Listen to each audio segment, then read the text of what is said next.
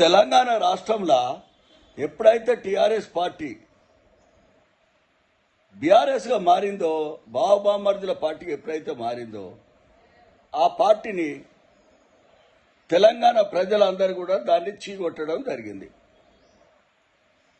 దానికి మొన్నటి ఎన్నికలే నిదర్శనం. తర్వాత కేసీఆర్ గారు వరంగల్లో లక్షలాది మంది సభలో దళితుని ముఖ్యమంత్రి చేస్తా అని చేయలేదు. దాంతో దళితుల మనోభావం దెబ్బతిన్నది ఆ పార్టీ.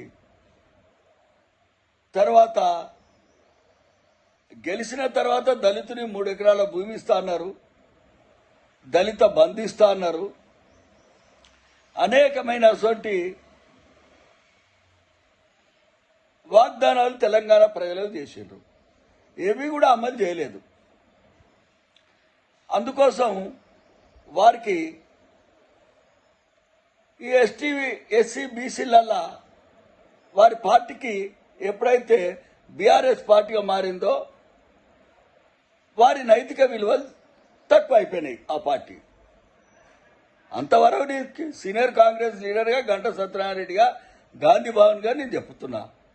ఎందుకనంటే మీకు కాంగ్రెస్ పార్టీ వచ్చిన తర్వాత, మా రేవంత్ రెడ్డి గారు ముఖ్యమంత్రి అయిన తర్వాత మా క్యాబినెట్ అంతా కూడా అందులో ఒక స్పీకర్ గారు ఇలా ఆయన గతంలో ఎమ్మెల్యే చేసిండ్రు, మంత్రి చేసిండ్రు, అనుభవం ఉన్నది.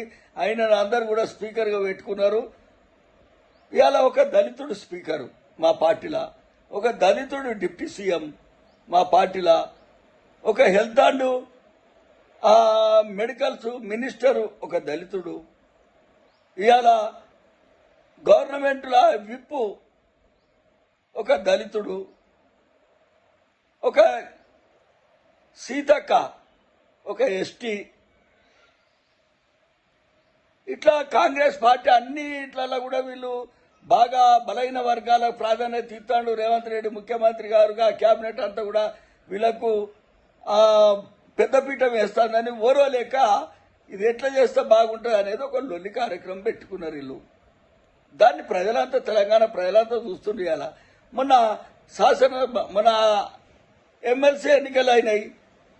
అరే వీళ్ళందరూ కూడా ఒక ఎస్టీకి, ఒక ఎస్సీకి, ఒక బీసీకి వీళ్ళందరికీ ఇచ్చటాలకు వీళ్ళ బలైన వర్గాలు మొత్తం ఎస్సీ ఎస్టీ బీసీలు అంతా కూడా కాంగ్రెస్ పార్టీకి వెళ్ళిపోతుండ్రు అనేది ఒక భయం పట్టుకున్నది నాకు. బీజేపీకును బీఆర్ఎస్కు భయం పట్టుకొని దీన్ని తప్పుతో పట్టేయాలని పడుతున్నారు. తప్పుతో పట్టది. ఇలా బీజేపీ చేతుల ఈడీ ఉన్నది, బీజేపీ చేతుల సిబిఐ ఉన్నది, బీజేపీ చేతుల ఇంటెలిజెన్స్ ఉన్నది, బీజేపీ చేతుల ఇన్కమ్ ట్యాక్స్ ఆఫీసర్లు ఉన్నారు, ప్రతి ఒక్కరు ఉన్నారు. మీరు అన్ని ఆడిట్ తెలంగాణలో లక్షల కోట్ల మీద ఇప్పటి వరకు ఎందుకు ఎన్క్వైరీ చేస్తలేదు అనేది బీజేపీ పార్టీ మీద తెలంగాణ ప్రజలకు అందరికీ కూడా ఒక పెద్ద బీజేపీ వాళ్ళు బీఆర్ఎస్ వాళ్ళు కలిసి ఉన్నదానికి పెద్ద ఇదొక అది అనుమానం వ్యక్తమవుతుంది తెలంగాణ ప్రజలలో. కాబట్టి ఇప్పటికైనా కూడా ఈ రాష్ట్రంలో ఇంకా బీజేపీ కానీ బీఆర్ఎస్ కానీ ఈ రాష్ట్రంలో ఇంకా ఈ పార్టీలు ఉండయి. ఆ అప్పులు తీర్చలేకనే మొన్న బట్టి విక్రమార్క గారు కూడా మీటింగ్ పెడితే బీజేపీ ఎంపీలు ఎవరు రాలే. అదంతా గమనిస్తున్నారు ప్రజలు, ఎవరు ఊకరు. సత్యనారాయణ అన్న నువ్వు చెప్పంటే నేనేం చెప్పేది, ప్రజలంతా చెప్తున్నారు. మాకు సీనియర్ కాంగ్రెస్ కార్యకర్తలు లక్షలాది మంది ఉన్నారు. ఇలా ఊకుంటారు. ఇవన్నీ బయటికి తీసుకొస్తారు. జనరల్గా ఎవరిని చట్టం ఎవరికి చుట్టం కాదు. ఓ రోజు వెనక ముందు తప్పించుకుంటాడు కావచ్చు ఎవడైనా. ప్రతి ఒక్కరిని చట్టం చుట్టం లెక్క లేకుండా లోపటేస్తుంది ప్రతి ఒక్కరిని. ఇది మాత్రం 100% రియల్.